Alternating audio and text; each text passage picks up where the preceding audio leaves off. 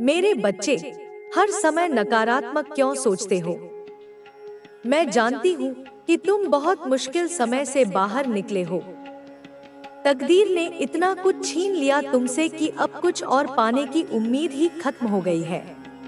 तुम बहुत प्रयास कर रहे हो खुश रहने की, किंतु कोई ना कोई बुरा विचार तुम्हें बेचैन कर रहा है।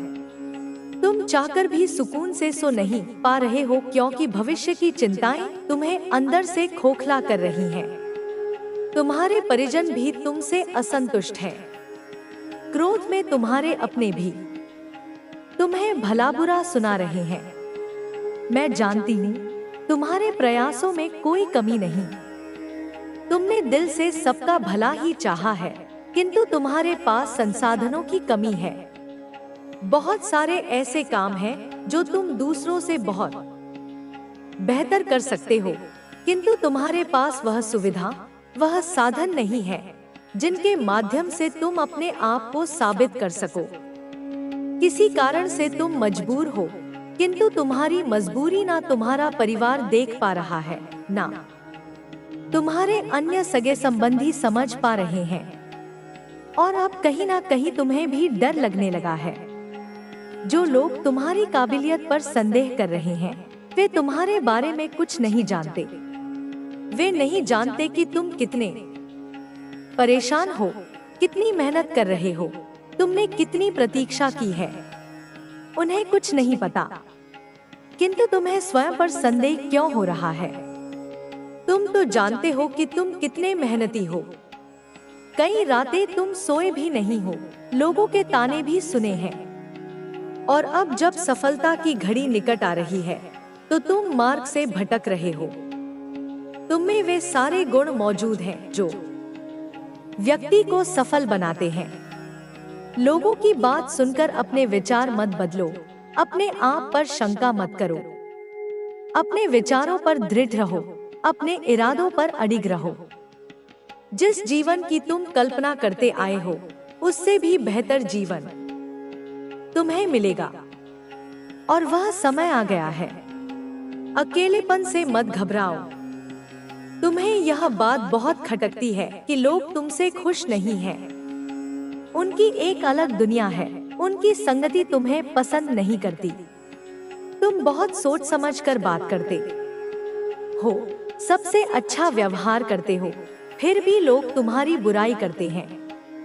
कल तक जो तुम्हारे मित्र थे, वे अब शत्रुओं की टीम में शामिल हो गए हैं। तुम्हारी चिंता निरर्थक है। तुम्हें भीड़ के साथ क्यों चलना है? भीड़ की कोई पहचान नहीं होती, किंतु जो अकेला है, जिसने संघर्ष किया है, जिसने जीवन को समझा है, उसकी पहचान होती है। आज नहीं तो कल तुम्हें वह पद जरूर मिलेगा जिसके तुम योग्य हो। कोई तुम्हें कुछ भी कहे, परेशान मत हो। चाहे तुम स्त्री हो या पुरुष, तुम्हें व्यर्थ की बातों पर ध्यान नहीं देना चाहिए। ऐसा भी समय आएगा जब लोग तुम्हारे चरित्र पर कीचड़ उछालेंगे, किंतु तुम्हारा बाल भी बांका नहीं कर पाएंगे। जितनी बेइज्जती, जितना दुख, जितनी गरीबी सहनी थी, तुमने सह ली। अब समय बदल रहा है। अब तुम में इतनी समझ विकसित हो गई है कि तुम हर कठिन परिस्थिति को अपनी बुद्धि से सुलझा सकते हो।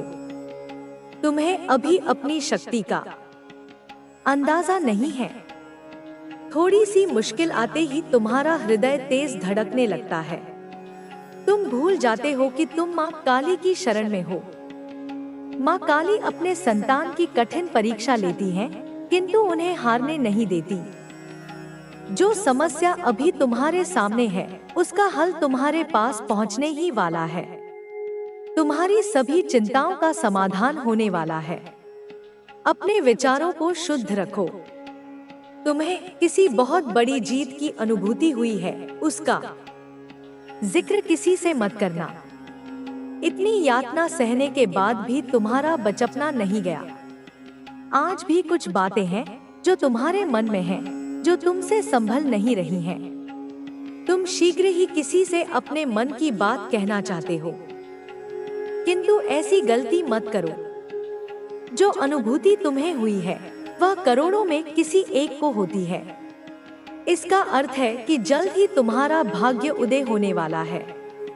अपनी गलतियों से अपने भाग्य को ठोकर मत मारना। जो हो रहा है उसे महसूस करो, प्रसन्न रहो। जब तक आवश्यक न हो अपने दिल की बात किसी से मत कहो। तुम्हारी माँ तुमसे बहुत खुश है, अतः ही विलीन हो जाता है।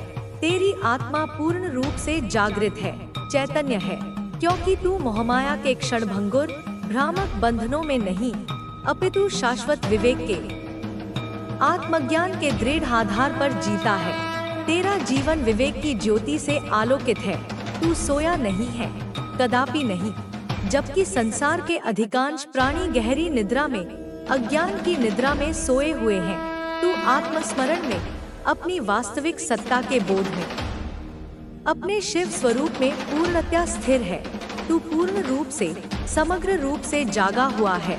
तू एक बुद्ध है, एक प्रबुद्ध आत्मा है, क्योंकि तुझे इस दृश्यमान संसार के पीछे छिपी हुई उस महामाया की, उस भ्रामक शक्ति की सूक्ष्म और जटिल पहचान है। वह माया जो नाना प्रकार के रूप धरकर, नाना प्रकार के प्रलोभन दिखाकर जीवों को भरमाती है, उन्हें सत्य से विमुख करती है।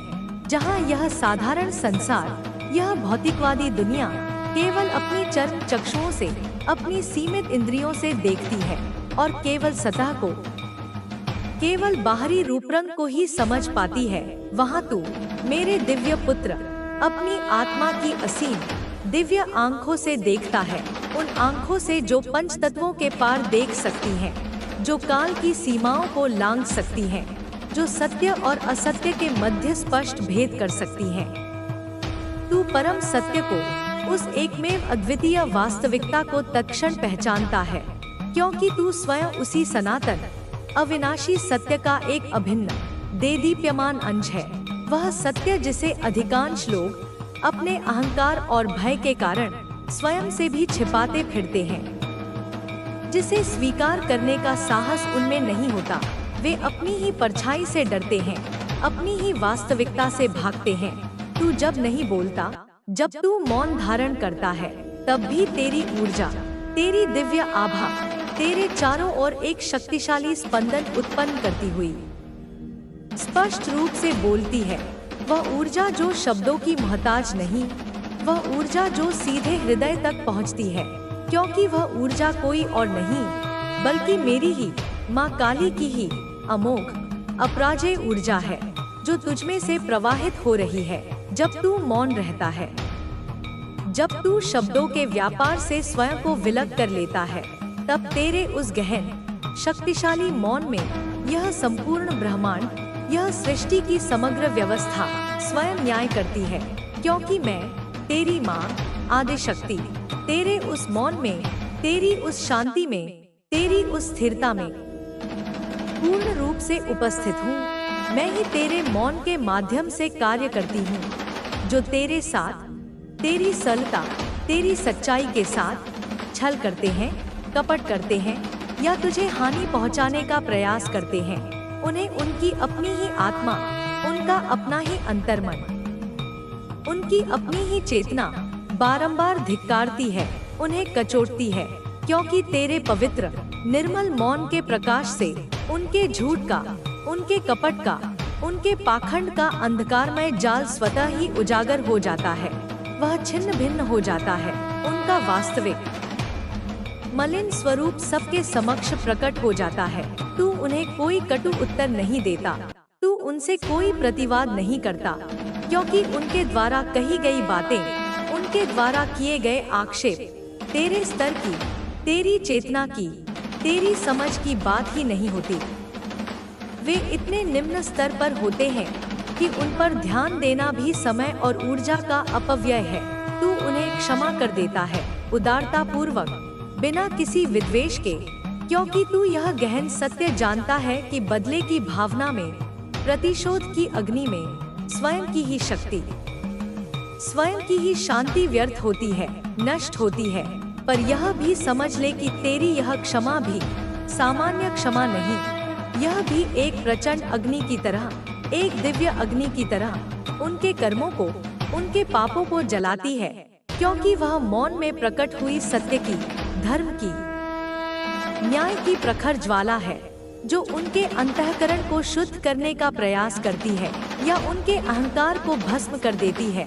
तेरी ऊर्जा, जो वस्तुतः मेरी ही ऊर्जा का प्रतिबिंब है, स्वतः ही उन्हें यथोचित जवाब देती है, क्योंकि उसमें मेरा, तेरी जननी का, माँ काली का अखंड अमोघ आशीर्वाद सदैव निहित है। तेरी आंखों की अलौकिक शांति और आने वालों को सिखाती, माँ से प्रेम करो, डर नहीं। माँ की पूजा रोने से नहीं, जागने से होती है। माँ को आंखें मूंद कर नहीं, खुली आंखों से देखो। जब जीवन में अंधकार हो तब माँ काली को याद करो, क्योंकि अंधकार को सिर्फ अंधकार नहीं मिटा सकता, उसे केवल शक्ति की ज्वाला ही भस्म कर सकती है। कभी कभी मंदिर में आते हुए लोगों में कोई ऐसा भी होता जो अपने जीवन से टूट चुका होता। एक बार एक युवक आया, उसका नाम था अर्णव। वह नौकरी, परिवार, प्रेम हर जगह असफल हो चुका था। वह बस जी रहा था, क्योंकि मरने का साहस भी नहीं था। उसने निर्मला से पूछा, माँ सुनती है? और निर्मला ने उसकी आंखों में देखकर कहा, नहीं माँ, सुनती नहीं। माँ महसूस करती है। तेरे भीतर जो तू कह नहीं पा रहा, माँ वो भी जानती है। तू रो, तू गिरे, तू चिल्ला, लेकिन माँ से मुंह मत मोड़। अर्णव वहीं बैठ गया, फूट फूट कर रोया, जैसे बरसों का बोझ उसकी आत्मा से निकल रहा हो। और उस दिन उसने पहली बार माँ काली की मूर्ति को देखा, पर वह पत्थर नहीं लगी, जैसे वह सांस ले रही थी, जैसे वह अर्णव के भीतर प्रवेश कर गई हो। उसके बाद अर्णव रोज आने लगा, मंदिर की सफाई करने लगा, दीप जलाने लगा। धीरे धीरे उसमें बदलाव आने लगा। वह अब मुस्कुराने लगा था, और एक दिन उसने कहा, माँ ने मुझे फिर से जन्म दिया। निर्मला जानती थी यही माँ की लीला है। माँ काली न केवल रक्षक है, बल्कि सृजनकर्ता भी है। वो केवल शत्रु को नहीं मिटाती, वो भीतर के डर, दुहक और मोह को भी भस्म कर देती है। उनका तांडव विध्वंस नहीं, पुनर्जन्म है। वह केवल त्रिनेत्री नहीं, त्रिविधा है, जन्म, जीवन और मृत्यु तीनों की स्वामिनी। समय बीतता गया, लेकिन निर्मला की भक्ति और सेवा में कोई कमी नहीं आई। उम्र बढ़ी, शरीर कमजोर हुआ, पर आंखों की चमक और स्वर का तेज और प्रखर होता गया। वह हर आने वाले को यही कहती, माँ को बाहर मत ढूंढो, माँ भीतर है। जब भी जीवन में कोई ऐसा क्षण आए जब सब कुछ टूटता लगे, तब खुद को माँ की गोद में रख दो। वो शक्ति है, वो शांति है, वो अंत भी है और आरंभ भी। एक रात जब निर्मला का शरीर थक गया था, जब उसने दीप बुझाने के बाद माँ के सामने हाथ जोड़े, तो बस यही कहा, माँ अब बुला लो, अब और कुछ नहीं चाहिए। और अगले दिन सुबह मंदिर खुला तो लोग देख नहीं पाए कि माँ की मूर्ति के सामने वह शरीर पड़ा था या कोई दीपक, क्योंकि उसका चेहरा चमक रहा था, जैसे माँ ने उसे अपने भीतर समा लिया हो। उसके जाने के बाद भी मंदिर की दीवारें उसकी आवाज दोहराती रहीं। हर बार जब कोई हताश व्यक्ति वहां आता, उसे लगता कोई कह रहा है, तू अकेला नहीं है, माँ तेरे साथ है। और यही विश्वास उस मंदिर को विशेष बनाता गया। वह जगह अब सिर्फ एक इमारत नहीं रही, वो शक्ति का केंद्र बन गई। माँ काली की उपस्थिति वहां हर पत्थर, हर फूल, हर जलते दीप में महसूस की जा सकती थी। माँ काली केवल पूजा की वस्तु नहीं है, वे चेतना है, आंदोलन है, एक ऐसी शक्ति जो तब प्रकट होती है जब मनुष्य सबसे अधिक टूटा होता है, जब जीवन के सारे द्वार बंद हो जाते हैं, तब माँ के चरण ही एकमात्र रास्ता बन जाते हैं। निर्मला और अर्णव जैसे लोगों के जीवन इस बात के साक्षी हैं कि माँ केवल तब नहीं आती जब हम उन्हें बुलाते हैं, माँ तब भी साथ होती हैं। जब हम चुप होते हैं, थके होते हैं, जब शब्द नहीं होते। भक्ति का अर्थ माँ से मांगना नहीं, माँ में खो जाना है। और जो खुद को माँ के चरणों में मिटा देता है, वही खुद को पुनः जन्म देता है। और यही सच्चा चमत्कार है। जब भी जीवन अपने सबसे गहरे अंधेरे में चला जाता है, जब चारों ओर केवल सन्नाटा और निराशा का धुआं होता है, तब वह एक पुकार होती है जो मन से नहीं, आत्मा से निकलती है। वह पुकार किसी इंसान के लिए नहीं होती, वह पुकार शक्ति के लिए होती है। वह पुकार होती है माँ काली के लिए, जिनके चरणों में समर्पण मात्र से भीतर का सारा ज्वर शांत हो जाता है। माँ काली केवल विनाश की देवी नहीं है, वे उस शून्यता की अधिष्ठात्री हैं, जहाँ जाकर आत्मा को फिर से जन्म मिलता है। गांव में अब भी माँ के मंदिर में हर सुबह दीप जलते हैं और हर रात उनका तांत्रिक स्वरूप जागृत होता है।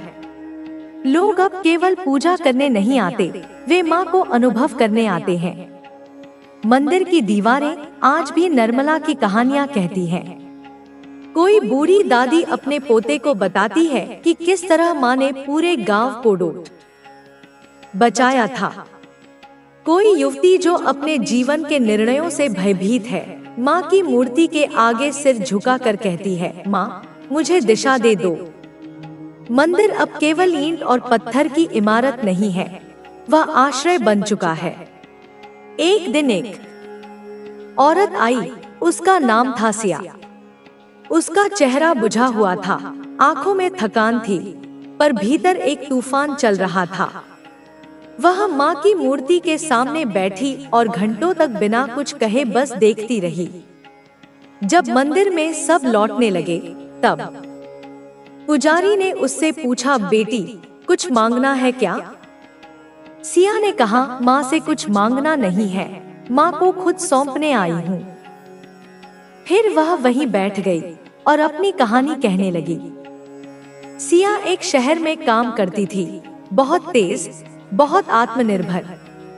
उसने अपना जीवन खुद के दम पर बनाया था, लेकिन वक्त ने ऐसा मोड़ लिया कि जिस नौकरी पर उसे गर्व था, वहीं से उसे अपमानित होकर निकाला गया। रिश्तों ने भी पीठ मोड़ ली। दोस्तों ने कहा, तुम मजबूत हो, निकल जाओगी इस दौर से। लेकिन सिया जानती थी कि यह सिर्फ शब्द हैं, अंदर जो टूट रहा है वह कोई नहीं देख पा रहा। वह भागी थी, शहर से, लोगों से, अपने आप से, और आप पहुंची थी माँ के द्वार पर। उसने कहा, माँ अब मैं नहीं जानती क्या सही है, क्या गलत है। मुझे बस इतना चाहिए कि मैं फिर से खुद को महसूस कर सकूं। माँ की मूर्ति ने कुछ नहीं कहा, लेकिन उस रात सिया को सपना आया। उसने देखा अंधेरे जंगल में वह अकेली चल रही है, चारों तरफ डर, जानवरों की आवाजें, कोई साथ नहीं। लेकिन जैसे ही वह गिरने लगती है, एक काली छाया उसके पीछे आ खड़ी होती है। वह डरती है, पर फिर महसूस करती है कि वह छाया उसे उठा रही है, उसकी पीठ पर हाथ रख रही है और कह रही है, चल, तुझमें अभी दम बाकी है। नींद खुली तो उसका शरीर कांप रहा था, लेकिन आंखों में आंसू नहीं, एक रोशनी थी। उसने मंदिर की सीढ़ियों पर बैठकर कहा, माँ तूने मुझे आवाज दी, अब मैं फिर से चलूंगी, लेकिन इस बार अकेली नहीं, तेरे साथ। ऐसे ही न जाने कितने लोग आए, जिन्होंने माँ से कुछ नहीं मांगा, बल्कि खुद को माँ को दे दिया, और बदले में पाया वह शक्ति जो शब्दों में नहीं बताई जा सकती, केवल जिया जा सकता है। वो साधक भी थे जो तांत्रिक साधनाओं में लीन हो माँ के विभिन्न स्वरूपों को जागृत करने की चेष्टा करते थे। एक साधक वेणुगोपाल वर्षों से हिमालय में तपस्या कर रहा था। वह माँ के दर्शन के लिए समर्पित था। उसने न कोई आसक्ति रखी, न कोई उद्देश्य, बस एक धुन थी, माँ काली को स्वयं देखना है। एक दिन जब उसने माँ का ध्यान करते करते अपनी सारी इंद्रियों को शून्य कर लिया, तब माँ प्रकट हुई, पर वैसी नहीं जैसी मूर्तियों में होती है। उनके नेत्रों से अग्नि नहीं, करुणा बह रही थी। उनका रूप भयावह नहीं, करुणामयी था। उन्होंने कहा, पुत्र, तूने मुझे खोजा, लेकिन मैं तो हर उस स्त्री में हूँ जिसे तू रास्ते में अनदेखा कर चला गया। तुम्हारे सपने कोई संयोग नहीं है, वे तुम्हारी आत्मा के संदेश हैं। अगर तुम्हें किसी चीज के प्रति गहरी रुचि है, अगर तुम्हारा दिल किसी विशेष दिशा में खिंचता है, तो यह कोई दुर्घटना नहीं है। यह संकेत है कि यही तुम्हारा मार्ग है। लेकिन इसके लिए तुम्हें अपने डर से मुक्त होना होगा। डर तुम्हारा सबसे बड़ा दुश्मन है। यह तुम्हें रोकता है, तुम्हें सीमित करता है। तुम्हें जितनी क्षमता है, तुमने उसका केवल एक छोटा सा अंश ही उपयोग किया है। क्योंकि हर बार जब तुम कुछ बड़ा करने की सोचते हो, तुम्हारा डर तुम्हें पीछे खींच लेता है। अब तुम्हें इस डर का सामना करना होगा। तुम्हें खुद से पूछना होगा, यह डर असली है या सिर्फ तुम्हारे मन का एक भ्रम? अधिकतर बार डर केवल एक कल्पना होती है, एक ऐसी दीवार जिसे हमने खुद ही खड़ा किया होता है। लेकिन जब तुम इस डर को पार करोगे, तो तुम्हें एहसास होगा कि यह सिर्फ तुम्हारा एक वहम था। तुम्हें अपने भीतर की शक्ति को पहचानना होगा। तुम्हें एहसास होगा कि तुम किसी भी परिस्थिति से बाहर निकल सकते हो। तुम किसी भी चुनौती का सामना कर सकते हो। तुम्हें बस अपने ऊपर विश्वास करना होगा। याद रखो, ब्रह्मांड तुम्हारे पक्ष में है। जब तुम सच्चे दिल से कुछ चाहते हो, तो पूरी सृष्टि तुम्हारी मदद करने लगती है। तुम्हें बस अपने रास्ते पर ईमानदारी से चलना होगा। अब तुम्हारे जीवन में नए अवसर आने वाले हैं। तुम जिन चीजों की कल्पना भी नहीं कर सकते थे, वे अब तुम्हारे सामने प्रकट होंगी। लेकिन तुम्हें इन अवसरों को पहचानना होगा। कई बार अवसर हमारे सामने होते हैं, लेकिन हम अपने संदेह और डर के कारण उन्हें नहीं देख पाते। अब तुम्हें अपने मन को खुला रखना होगा। तुम्हें अपने विश्वासों को विस्तारित करना होगा। तुम जितना सोच सकते हो, उससे कहीं अधिक तुम बन सकते हो। लेकिन इसके लिए तुम्हें अपनी सीमाओं को तोड़ना होगा। तुम्हें यह भी समझना होगा कि हर चीज तुरंत नहीं होती। धैर्य रखना सीखो। तुम्हारे बीज अब अंकुरित हो रहे हैं, लेकिन उन्हें समय चाहिए। जब तुम कोई नई शुरुआत करते हो, तो उसका परिणाम तुरंत नहीं दिखता। लेकिन अगर तुम लगातार मेहनत करते रहोगे, तो सफलता अवश्य मिलेगी। इस यात्रा में तुम्हें अपने भीतर की शांति को भी बनाए रखना होगा। इस दुनिया में बहुत शोर है, बहुत सारी बाहरी आवाजें हैं जो तुम्हें भ्रमित कर सकती हैं। लेकिन तुम्हें सीखना होगा कि इस शोर में भी अपनी आत्मा की आवाज कैसे सुननी है। ध्यान करो, प्रकृति के साथ समय बिताओ, अपनी सोच को स्पष्ट रखो। जब तुम्हारा मन शांत होगा, तभी तुम सही निर्णय ले पाओगे। तुम्हें यह भी समझना होगा कि हर कोई तुम्हारे सफर को नहीं समझेगा, और यह ठीक है। यह यात्रा तुम्हारी है, और हर किसी को इसे समझने की जरूरत नहीं है। तुम्हें यह भी स्वीकार करना होगा कि कुछ लोग तुम्हारे जीवन से दूर हो जाएंगे, लेकिन यह एक अच्छा संकेत है। जब तुम आगे बढ़ते हो, तो कुछ पुराने रिश्ते छूट जाते हैं। इसका मतलब यह नहीं कि वे बुरे थे, बल्कि इसका अर्थ यह है कि वे अब तुम्हारी ऊर्जा से मेल नहीं खाते। अब तुम्हें उन लोगों के साथ जुड़ना है जो तुम्हारे जैसे सोचते हैं, जो तुम्हारी ऊर्जा को समझते हैं।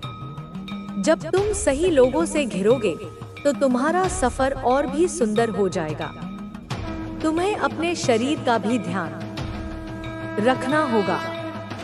यह केवल मानसिक और आत्मिक यात्रा नहीं है, बल्कि शारीरिक भी है। सही भोजन करो, व्यायाम करो, अपने शरीर को स्वस्थ रखो। जब तुम्हारा शरीर स्वस्थ होगा तो तुम्हारा मन भी अधिक ऊर्जा से भरा रहेगा। सबसे महत्वपूर्ण बात, खुद से प्यार करो। तुमने अब तक बहुत बार खुद को दोष दिया है, खुद को कम आंका है, लेकिन अब समय आ गया है कि तुम खुद को पूर्ण रूप से स्वीकार करो। तुम जैसे हो वैसे ही सुंदर हो। तुम्हारी हर कमजोरी, तुम्हारी हर गलती तुम्हारे सफर का हिस्सा है। तुम्हें खुद को वैसे ही अपनाना होगा जैसे ब्रह्मांड ने तुम्हें बनाया है। जब तुम खुद से प्रेम करोगे, तब तुम सच्चे आनंद को अनुभव कर पाओगे। अब समय आ गया है कि तुम अपनी पूरी शक्ति के साथ अपने जीवन को जियो, बिना डर के, बिना पछतावे के, पूरी स्वतंत्रता के साथ। तुम्हारा भविष्य उज्जवल है और यह केवल तुम्हारे निर्णयों पर निर्भर करता है। अब मुस्कुराओ मेरे बच्चे, तुम्हारा समय आ गया है। तुम्हें यह समझना होगा कि जीवन की हर स्थिति तुम्हें कुछ न कुछ सिखाने के लिए आती है। जब तुम संघर्ष कर रहे होते हो, तो वह संघर्ष केवल तुम्हें तोड़ने के लिए नहीं, बल्कि तुम्हें गढ़ने के लिए होता है। यह वही प्रक्रिया है जिसमें एक कोयला अत्यधिक दबाव सहकर हीरा बनता है। तुम्हारे जीवन में जो भी कठिनाइयां आई हैं, उन्होंने तुम्हें कमजोर नहीं, बल्कि और मजबूत बनाया है। हर आंसू, हर दर्द, हर अस्वीकार्यता ने तुम्हारे भीतर एक नया संकल्प जगाया है। तुम शायद अभी इसे पूरी तरह नहीं देख पा रहे हो, लेकिन जब तुम पीछे मुड़कर देखोगे तो तुम्हें एहसास होगा कि हर मुश्किल का एक उद्देश्य था। अब तुम्हें अपने डर से परे देखने की जरूरत है। डर एक भ्रम है, एक ऐसी जंजीर जो तुम्हें तुम्हारी पूरी क्षमता तक पहुंचने से रोकती है। सोचो, जब तुम छोटे थे और अंधेरे से डरते थे, तो वह डर वास्तविक नहीं था, बल्कि तुम्हारे मन की एक कल्पना थी। उसी तरह आज जो चीजें तुम्हें असंभव लग रही हैं, वे केवल तुम्हारे मन की सीमाएं हैं। लेकिन अगर तुम एक कदम आगे बढ़ाने की हिम्मत करोगे, तो तुम्हें एहसास होगा कि यह डर निराधार था। तुम्हें यह भी समझना होगा कि इस यात्रा में धैर्य रखना कितना जरूरी है। सफलता रातों रात नहीं मिलती और न ही आत्मिक शांति अचानक प्रकट होती है। यह एक प्रक्रिया है और तुम्हें इस प्रक्रिया पर विश्वास करना होगा। जब किसान बीज बोता है, तो वह तुरंत फसल की उम्मीद नहीं करता। वह धैर्य रखता है, उसे पानी देता है, उसकी देखभाल करता है और समय के साथ वह बीज एक विशाल वृक्ष में बदल जाता है। तुम्हारे भीतर भी एक बीज है, तुम्हारी प्रतिभा, तुम्हारा जुनून, तुम्हारे सपने। लेकिन जब तक तुम उन्हें पोषण नहीं दोगे, वे पनप नहीं पाएंगे। तुम्हें धैर्य रखना होगा, लेकिन साथ ही लगातार प्रयास भी करते रहना होगा। तुम्हें यह भी सीखना होगा कि असफलता वास्तव में असफलता नहीं होती, बल्कि वह तुम्हारे लिए एक संकेत होती है कि कुछ नया सीखने की जरूरत है।